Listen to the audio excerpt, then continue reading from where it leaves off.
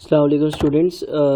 इस video lecture में हम जो है वो लीनियर प्रोग्रामिंग का एक और क्वेश्चन सॉल्व करेंगे और इस सवाल की मदद से हम लोग अपना स्लैक वेरिएबल और शैडो प्राइस इन दोनों का जो कॉन्सेप्ट है उसको समझने की कोशिश करेंगे। दूसरी जितनी भी बेसिक चीज़ें हैं वो आपकी पिछले सवालों में कवर हो चुकी हैं। मैं सवाल को रीड करता हूँ, सवाल सॉल्व करेंगे और हमारा मेन फोकस होगा कि हम स्लैक को और शैडो को यानी कि स्लैक वेरिएबल और शैडो प्राइस को समझने की कोशिश करें। सवाल कहता है the cosmetic company is a company producing a variety of cosmetic creams and lotions. The creams and lotions are sold to a variety of retailers at a price of 23.20 for each jar of face cream and 16.80 for each jar of body lotion. सो हमारे पास दो products हैं, creams हैं, lotions हैं। उनकी जो selling prices हैं वो हमें मालूम है 23.20 और 16.80। ये दो प्रोडक्ट्स हैं जो कंपनी बेचती है। ईच ऑफ द प्रोडक्ट्स है variety of ingredients with the key ones being silk powder, silk amino acids and aloe vera. ठीक है, और प्रोडक्ट्स में जो इंग्रेडिएंट्स लगते हैं उनके नाम दिए हुए हैं। 6 months ago silk worms were attacked by disease causing a huge reduction in the availability of silk powder and silk amino acids। और कुछ जो है वो क्या कहते हैं, किसी डिजीज़ की वजह से जो सिल्क पाउडर और सिल्क अमीनो एसिड्स है उनमें कुछ कमी आई है।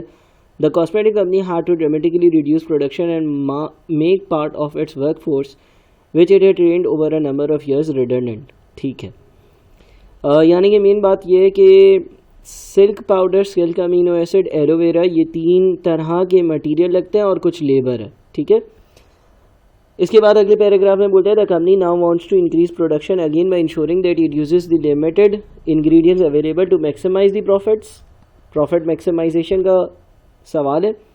By selling the optimum mix of creams and lotions. Optimum mix of creams and lotions का मतलब ये है कि वो क्रीम्स और लोशंस की क्वांटिटी जिसमें मेरे प्रॉफिट्स जो हो वो मैक्सिमम हो। Due to the redundancies made earlier in the year, supply of skilled labor is now limited in the short term to 160 hours or 9,600 minutes per week. Although unskilled labor is unlimited, the purchasing manager is confident that they can obtain 5,000 grams of silk powder and 1,600 grams of silk amino acids per week। Per week इतनी availability होगी disease के बाद। जो skilled labour है वो जो है वो 160 आवर्स अवेलेबल होगा। अनस्किल्ड लेबर जो है उसकी अनलिमिटेड डिमांड है, वो लिमिटिंग फैक्टर नहीं है। 3 लिमिटिंग फैक्टर्स नज़र आ रहे हैं फ़िलहाल मुझे तो। और आगे बोलते हैं all other ingredients are unlimited, the following information available for the 2 products. दोनों प्रोडक्ट्स के बारे में इंफॉर्मेशन दी हुई हैं।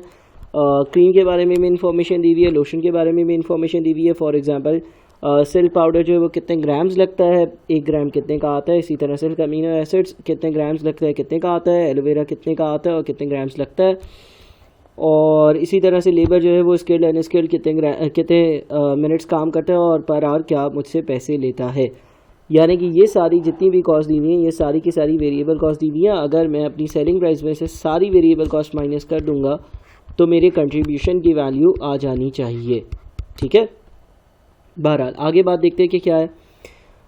Each jar of cream sold generates a contribution of $9 per unit.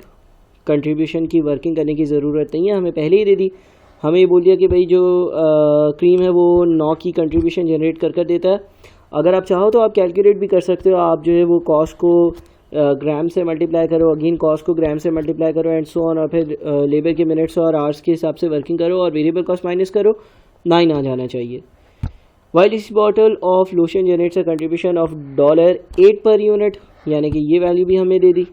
ठीक है, the maximum demand for lotions is 2,000 bottles per week, although demand for creams is unlimited. Fixed cost total $1,800 per week। हम decision making में fix cost को include नहीं करते हैं because ये units के साथ चेंज नहीं होती है। अगर मेरी कंट्रीब्यूशन मैक्सिमम है तो मेरा प्रॉफिट भी मैक्सिमम होगा। The company does not keep any inventory, although if a product is partially complete at the end of a week, its production will be completed in the following week। ठीक है भाई, सारी बातें इसलिए लिख दी। इसका पार्ट ए जो है वो वैसा ही है जितना मैं पिछले वीडियो लेक्चर्स में आप लोगों से जो बातें डिस्कस कर चुका हूँ। मेरा मेन एम जो है वो पार्ट नंबर बी है, लेकिन पार्ट ए को एक बार रीड करके इसकी इनइक्वालिटी ज़रूर बना देते हैं और ग्राफ दिखा देता हूँ कि कैसा लगेगा। On the graph paper provided use linear programming to calculate the optimum number of each products that the cosmetic company should make per week। Per week की बात हो रही है, अगर कोई चीज़ ईयर में होगी तो मंथ वीक्स में कन्वर्ट करना लाजमी है। Assuming that it wishes to maximize the contribution, calculate your total contribution per week for the new production plan. All workings must be rounded to 2 decimal places। ठीक है ना, ये सारी बातें इसने लिख दी। हम जो लीनियर प्रोग्रामिंग के सवालात सॉल्व करते हैं उसमें करते ही है कि एक तो हम अपना ऑब्जेक्टिव फंक्शन बनाते हैं और यहाँ पर ऑब्जेक्टिव फंक्शन होगा contribution is equals to 9x + 8y। ठीक है भाई, ये एक बात हो गई। अच्छा, दूसरी चीज़, जितने भी लिमिटिंग फैक्टर्स होते हैं उनके कंस्ट्रेंट्स बनते हैं। दो non negativity constraints, x is greater than और is equals to 0, y is greater than और इज इक्वल्स टू 0। जितने भी यूनिट्स x के बनाऊंगा 0 या 0 से ज़्यादा होंगे, जितने भी यूनिट्स y के बनाऊंगा 0 या 0 से ज़्यादा होंगे। फिर हम अपने कंस्ट्रेंट्स देखते हैं। हमारे पास जो सिल्क पाउडर है वो लिमिटेड है, 5000 ग्राम्स अवेलेबल होगा और सिल्क पाउडर जो लगता है वो 3 और 2 ग्राम्स लगता है। तो मैं एक इनइक्वालिटी बना सकता हूँ 3x + 2y is less than और इज़ इक्वल्स टू 5000। मैं थोड़ा सा ज़्यादा चीज़ों को पेस में लेकर चलूँगा बिकॉज एज्यूम ये कर रहा हूँ कि ये चीज़ें आप लोगों को आती हैं। और फिर इसी तरह से सेल का अमीनो एसिड जो है वो हमारे पास जो है वो 1600 ग्राम्स अवेलेबल है और उसके लिए बन जाएगा 1x + 0.5y is less than और इज़ इक्वल्स टू 1600। ठीक है, तो ये हमारी जो है वो दूसरी इनइक्वालिटी बन जाएगी। तीसरी इनइक्वालिटी जो होगी वो हमारे पास स्किल्ड लेबर की होगी। अच्छा, स्किल्ड लेबर 160 आवर्स जो है ना वो लिमिटेड है और इसने इसको मिनट्स में भी कन्वर्ट कर दिया।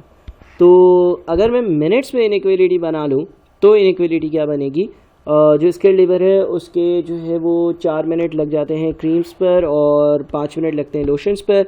सो 4x + 5y is less than और इज़ इक्वल्स टू 9600। ठीक है ना, तो ये हमारी कुछ जो कंस्ट्रेंट्स जो लिमिट्स दी हुई थी उनसे हमने सारी चीज़ें यहाँ पे लिख दी। फिर हमारा काम क्या होता था, हम ये देखते थे कि यार इस लाइन को बनाओ, फिर इस लाइन को बनाओ, फिर इस वाली लाइन को बनाओ। अच्छा, इसके अलावा भी कोई क्या इनइक्वालिटी है? इसके अलावा भी मेरे ख्याल में एक इनइक्वालिटी है और वो इनइक्वालिटी यहाँ पर लिखी हुई है, the maximum demand for lotions is 2000 bottles per week. तो अगर मैक्सिमम डिमांड 2000 यूनिट्स की है, यानी कि 2000 यूनिट से ज़्यादा लोशंस की बॉटल्स बिकती नहीं हैं, तो हम कितने यूनिट्स बनाएंगे? हमारे जो यूनिट्स की प्रोडक्शन होगी वो होगी x इज़ लेस देन और इज़ इक्वल्स टू लोशन जो है वो y से रिप्रेजेंट हो रहा है, तो y इज़ लेस देन और इज़ इक्वल्स टू, और y इज़ लेस देन और इज़ इक्वल्स टू कितना? 2000। ठीक है ना। अच्छा, इन इनइक्वालिटीज़ को हमने बना लिया और इनइक्वालिटीज़ को बनाने के बाद इनको हम ग्राफ पर प्लॉट किया करते थे। और ग्राफ पर जब हम इनको प्लॉट करते थे तो हम करते ये थे कि फॉर एग्ज़ाम्पल इसकी अगर मैं बात करूं, मैं थोड़ा सा तेज़ी से सवाल सॉल्व करूंगा बिकॉज ऐसी एक्सरसाइज हम कर चुके हैं। अगर x 0 हो तो y कितना होगा? 2500 होगा। और अगर y 0 हो तो x कितना होगा? तकरीबन 1666.67 होगा। ठीक है, इसी तरह से अगर दूसरी इनइक्वालिटी में अगर x 0 होगा तो y कितना होगा? y जो है वो 3200 होगा। और अगर y 0 हो तो x जो है वो 1600 होगा। और उसके बाद इसी तरह से अगली जो लाइन बनेगी वो क्या बनेगी, अगर x 0 हो तो y कितना होगा? 9600 डिवाइडेड बाई 5, यानी कि इसको कैलकुलेट अगर मैं कर लूँ, 9600 डिवाइडेड बाई 5 1920। और फिर अगर y 0 हो तो x कितना होगा? 9600 डिवाइडेड बाई 4 विच इज़ 2400। ठीक है, उसके बाद हम इन लाइंस को ड्रॉ करते थे और उसके बाद y इज़ लेस देन और इज़ इक्वल्स टू 2000 वाली लाइन बनती थी। ये सारी चीज़ें हम लोग सीख चुके हैं, ये सारी चीज़ें मैं रिपीट नहीं करूँगा। मैं अब एक काम करता हूँ कि इस सवाल का जो ग्राफ होना चाहिए वो आप लोगों के सामने रख देता हूँ, ताकि आप लोग पहला पार्ट जो है ना वो अपने पार्ट पर करो।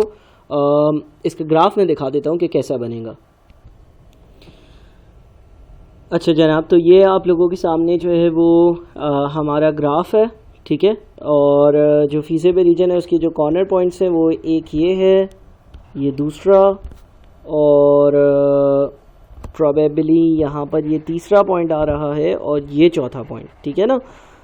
अगर ग्राफ पेपर पे सही से ये ग्राफ बना हुआ होता तो ये जो पॉइंट्स है ये आराम से आपको नज़र आ जाते। एक ये पॉइंट भी है कॉर्नर पॉइंट, लेकिन इसको चेक करने की ज़रूरत नहीं है। हमारे पास जो 5 पॉइंट्स है उससे इसको चेक करने की ज़रूरत नहीं है। बाकी जब आप ग्राफ आराम से प्रॉपरली अपने पास ड्रॉ करोगे तो ये बाकी जो points B C D E है वो आराम से आपको आइडेंटिफाई हो रहे होंगे, ठीक है। मैं उन बातों को रिपीट नहीं करूँगा जो हम पहले डिस्कस कर चुके हैं, बस मैंने आपको एक जो है वो रफ सा ये ग्राफ दिखा दिया। और इसके बाद जब हम इसका आंसर निकालेंगे, जो हमारा जो फाइनल आंसर होगा पार्ट नंबर जो हमारा क्या कहते हैं ए है, जिसमें वो बोलता था कि भाई मैक्सिमम कंट्रीब्यूशन के लिए या मैक्सिमम प्रॉफिट के लिए कितने यूनिट्स बनाने चाहिए, उसका जो आंसर आपका आएगा वो आ रहा होगा x इज इक्वल्स टू 828.58, ठीक है, और y इज इक्वल्स टू 1257.14। और जो कंट्रीब्यूशन की वैल्यू होगी, वो होगी हमारी 17514.34, ठीक है भाई। ये आपके आंसर्स आ रहे होंगे और आपके जो आंसर्स होंगे वो इस पॉइंट C पर इफ़ेक्टिवली होंगे। जो पॉइंट C है वो आपका आंसर आ रहा होगा, यानी कि पॉइंट C पर जब आप चेक करोगे ना कंट्रीब्यूशन, तो वो हाईएस्ट होगी, जो कि 4x + 5y is equal to 9600 और 3x + 2y is equal to 5000 वाली लाइन का पॉइंट ऑफ इंटरसेक्शन है, ठीक है ना। ये आपका आंसर आ रहा होगा। अब पार्ट ए हमारे डिस्कशन का मेन एम या कोर एम नहीं था। कोर एम ये था कि हम लोग पार्ट बी को डिस्कस करें, और पार्ट बी में ये एक नई चीज़ इंट्रोड्यूस हो रही है और वो है calculate the shadow price for silk powder and the slack for silk amino acids, all workings must be rounded to 2 decimal places. अब हमें देख रहे हैं कि यार ये आखिर शैडो प्राइस क्या चीज़ है और स्लैक क्या है। शैडो प्राइस किस चीज़ की कैलकुलेट करवा रहा है, सिल्क पाउडर की, और स्लैक किस चीज़ का कैलकुलेट करवा रहा है, सिल्क अमीनो एसिड्स का, ठीक है। अच्छा, हमने ये आइडेंटिफाई कर लिया ना कि हमारा जो प्रॉफिट मैक्सिमाइजेशन पॉइंट है वो है C। अब पहले हम स्लैक की तरफ बढ़ते हैं, because slack is comparatively easier to understand, ठीक है ना। हम ये देख लेंगे कि भाई स्लैक कितना होगा। जो आप जब आप स्लैक की बात करते हो तो स्लैक का मतलब वो होता है एक तरह से अनयूज्ड रिसोर्स, यानी कि जो रिसोर्स यूज़ नहीं होगी, जो रिसोर्स अनयूज्ड होगी। अच्छा, एक बात याद रहे वो ये है कि ये जो इनइक्वालिटीज़ बनी हुई थी, हमारा आंसर पॉइंट C बना, हमारा जो आंसर बना वो पॉइंट C बना, करेक्ट। अच्छा, अगर आप पॉइंट C को गौर से एनालाइज करते हो ना, तो वो 2 लाइंस के एज पर है। उसमें से एक लाइन है हमारी 4x + 5y is equals to 9600, और ये किस चीज़ की लाइन है, ये जो 4x + 5y is equals to 9600 की लाइन है, ये हमारी लाइन है आई बिलीव स्किल्ड लेबर की,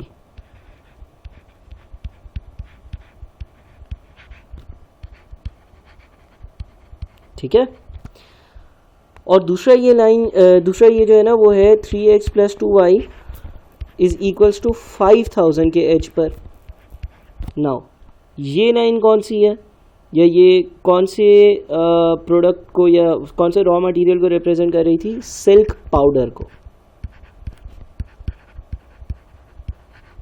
ठीक है। अच्छा, अगर पॉइंट सी जो ये कहता है कि 828.58 यूनिट्स एक्स के बनाओ और 1257.14 यूनिट्स वाई के बनाओ, वो पॉइंट सी अगर इन दोनों के एजेस पर है, जहाँ पर इन दोनों का आखिरी सिरा है तुम कह लो, तो पॉइंट सी पर ये दोनों रिसोर्सेज जो है ना वो 100% एग्जॉस्ट हो रही होंगी।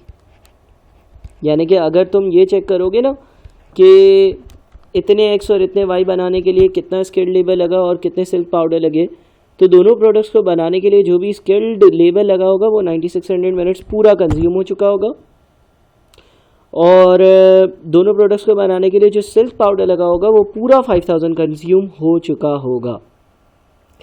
लेकिन ये सी पॉइंट जो है ना, ये इस वाली लाइन के एज पर नहीं है। ये जो मैं रेड से लाइन शेड करने जा रहा हूँ या करी है मैंने, ये सी के भी बाहर है या सी के भी ऊपर है। अगर कोई लाइन सी के ऊपर है, सी के बाहर है, तो वो लाइन ये डिनोट करती है कि इस रिसोर्स में मज़ीद कैपेसिटी थी एक्स और वाई के प्रोडक्ट्स बनाने की या लोशंस और कैल्शियम्स बनाने की। ठीक है, तो सर बनाई क्यों नहीं मज़ीद चीज़ें? इसलिए नहीं बनाई बिकॉज एक क्रीम या एक लोशन बनाने के लिए उसमें स्किल्ड लेबर भी चाहिए, उसमें सिल्क पाउडर भी चाहिए, उसमें सिल्क अमीनो एसिड भी चाहिए। ऑल्दो सिल्क अमीनो एसिड हमारे पास पड़ा हुआ है, ज़्यादा नज़र आ रहा है बिकॉज ये लाइन अभी भी मज़ीद ऊपर है।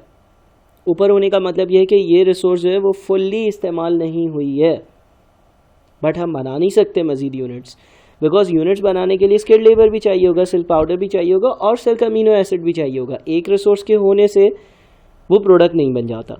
ठीक है ना, तो हमें यही मालूम करना है। जो हमारा पार्ट बी है उसमें से एक उसकी रिक्वायरमेंट ये थी कि जो आपके पास सिल्क अमीनो एसिड का स्लैक है, यानी कि एक्स्ट्रा जो बच गया है सिल्क अमीनो एसिड, वो कितना होगा ये बताओ। नाउ अगर मैं इनिशियली अपने जो है सवाल की बात करूं तो सिल्क अमीनो एसिड 1600 ग्राम्स हमारे पास अवेलेबल था। सो इसकी बड़ी सिंपल सी वर्किंग होगी स्लैक की, वो ये होगी कि 1600 ग्राम्स हमारे पास जो है वो सिल्क अमीनो एसिड मौजूद था। ठीक है ना, हमने 828.58 जो है वो एक्स बनाया, 828.58, और अगर तुम सवाल का डेटा देखोगे तो एक एक्स बनाने के लिए 1 ग्राम सिल्क अमीनो एसिड लगता है। और क्या बनाया हमने, और हमने 1257.14 वाई बनाए हैं, और एक वाई बनाने के लिए 0.5 ग्राम सिल्क अमीनो एसिड लगता है।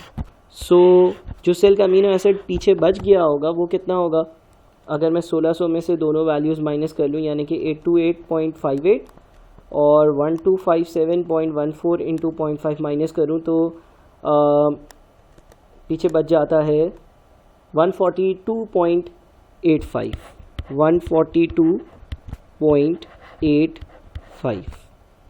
ठीक है ना, 142.85 ग्राम्स, 142.85 ग्राम्स, 142.85 ग्राम्स हमारे पास स्लैक है, और वो स्लैक किस चीज़ का है, सिल्क अमीनो एसिड का। अच्छा, यहाँ पर तो इसने स्पेसिफाई कर दिया कि सिल्क अमीनो एसिड का स्लैक ढूंढो, लेकिन अगर ऐसा नहीं भी लिखा हुआ होता, फॉर एग्जांपल सवाल ये होता कि जो रिसोर्स बाकी रह गई है उसका स्लैक ढूंढो, तो फिर भी हम सिल्क अमीनो एसिड का ही ढूंढते, बिकॉज हमें ग्राफ से, जब हम ग्राफ खुद बना रहे होते, जब पूरा सवाल हमने खुद से सॉल्व किया होता, तो हमें मालूम होता कि यार कौन सी लाइन जो है ना वो सी के ऊपर है। सी जिस पॉइंट पर है वहाँ पर जो दो लाइंस गुजर रही हैं वो दोनों रिसोर्स एग्जॉस्ट हुई होंगी। ठीक है ना, फॉर एग्जाम्पल इसी तरह से लेट्स जस्ट सपोज कि मेरा फाइनल आंसर होता बी। अब तुम अगर बी पॉइंट को देखते हो ना, अगर ये मेरा आंसर होता, सो बी पॉइंट पर जो लाइन गुजर रही है वो कौन सी वाली है, वो स्किल्ड लेबर वाली है ना, स्किल्ड लेबर वाली लाइन है। सो अगर इन केस मेरा आंसर बी होता, बी जितने भी यूनिट्स एक्स और वाई के बनाने को बोलता उस पर कंट्रीब्यूशन मेरी अगर मैक्सिमम होती, तो मेरे पास सिल्क पाउडर का भी स्लैक होता और सिल्क अमीनो एसिड का भी स्लैक होता, बिकॉज ये लाइन भी उसके ऊपर है और ये लाइन भी उसके ऊपर है।